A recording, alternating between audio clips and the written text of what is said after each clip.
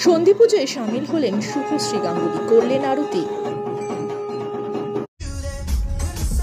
অষ্টমীর দিনে রাজ শুভশ্রী ইউবান চলে গিয়েছেন প্রিয়জনের বাড়িতে, সামিল হলেন অষ্টমী পুজো।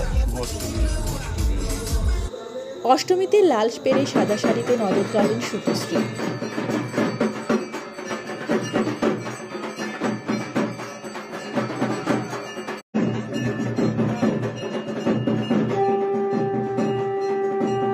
সন্ধি পুজোয় সামিল হতে দেখা গেল রাজ, শুভশ্রী এবং তাদের দুই সন্তানকে। আরতিও করলেন অভিনেত্রী শুভশ্রী গাঙ্গুলি। অষ্টমীর দিনে পরিবারের মাঝে শুভশ্রী।